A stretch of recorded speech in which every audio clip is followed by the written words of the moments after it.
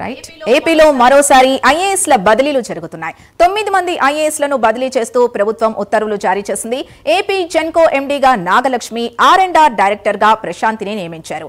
Excise director గా Sridhar, CRDA additional commissioner గా Bhargav, stamps and registration ఐజీగా అంబేద్కర్, కృష్ణా జిల్లా జేసీగా నవీన్ ను నియమించారు.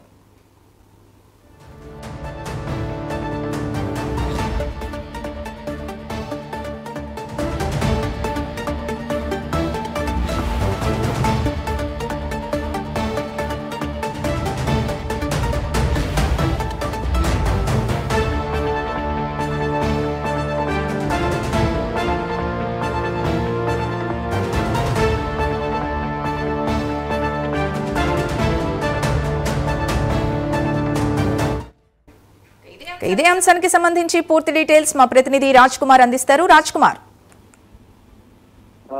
హిందూ ముఖ్యంగా ఏపీలో మరొకసారి 9 మంది ఐపీఎస్ ను అదేవిధంగా కొంతమంది ఐఏఎస్ ను కూడా బదిలీ చేశారు. ముఖ్యంగా కనుక చూస్తే ఇందులో ఈ రోజు ఐపీఎస్ లకు సంబంధించిన ఉదయం కొంతమంది కసరత్తు కూడా జరిగింది. అయితే దీనికి సంబంధించి ఈ రోజు నైట్ కొంతమంది ఐపీఎస్ లకు సంబంధించినటువంటి లిస్టు కూడా విడుదల కాబోతుంది. మరొక వైపు 9 మంది ఐఏఎస్ లను బదిలీ చేశారు. ఇందులో కనుక చూసుకుంటే ఏపీ జెన్కో ఎండీగా నాగలక్ష్మి, ఆర్&బి డైరెక్టర్ గా ప్రశాంతి, ఎక్సైజ్ డైరెక్టర్ గా శ్రీధర్, సిఆర్డీ అడిషనల్ కమిషనర్ గా భార్గవ్, స్టాంప్స్ అండ్ రిజిస్ట్రేషన్ ఐజీగా అంబేద్కర్, కృష్ణా జిల్లా జేసీగా నవీన్, ఖాదీ గ్రామీణ పరిశ్రమల సీఈఓగా కట్టా సింహాచలం, నెల్లూరు జిల్లా జేసీగా వెంకటేశ్వర్లు, ఎస్ఈసీ కార్యదర్శిగా మల్లికార్జున. 9 మంది ఐఏఎస్ లను బదిలీ చేసిన ప్రభుత్వం మరొక వైపు కొంతమంది ఐపీఎస్ లకు సంబంధించినటువంటి కసరత్తు కూడా జరుగుతుంది. ముఖ్యంగా ముఖ్యమంత్రి చంద్రబాబు అధ్యక్షతన ఇదంతా కూడా జరుగుతున్నటువంటి నేపథ్యంలో పిఎస్ విజయానంద్ దీనికి సంబంధించినటువంటి ఆదేశాలు జారీ చేశారు. ముఖ్యంగా రాష్ట్రంలో ఇప్పటికే కొంతమంది పోస్టింగ్ల కోసం ఎదురు చూస్తున్నటువంటి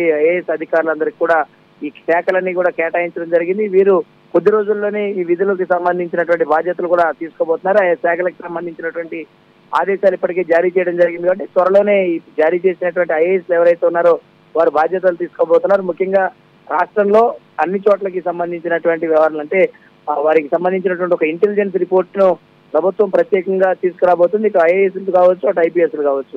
ఇప్పటికే పలు శాఖలకు సంబంధించినటువంటి ఉన్నతాధికారుల పైన కూడా ఇంటెలిజెన్స్ రిపోర్టు ఆధారంగానే ఈ శాఖలు అదేవిధంగా పోస్టింగ్లు కూడా ఇవ్వడం జరుగుతుంది. కాబట్టి దానికి సంబంధించినటువంటి వ్యవహారం అంతా కూడా ఎప్పటికప్పుడు ముఖ్యమంత్రి చంద్రబాబు పర్యవేక్షిస్తానే ఉన్నారు. దీనికి సంబంధించి ఈ రోజు 9 మంది ఐఏఎస్ ను బదిలీ చేశారు. మరి ఈ రోజు నైట్ కానీ లేదంటే రేపు కానీ మళ్ళీ పూర్తిగా కొంతమంది ఐఏఎస్ ను కూడా బదిలీ చేసే అవకాశం అయితే కొంత కనపడుతుందని చెప్పుకోవచ్చు.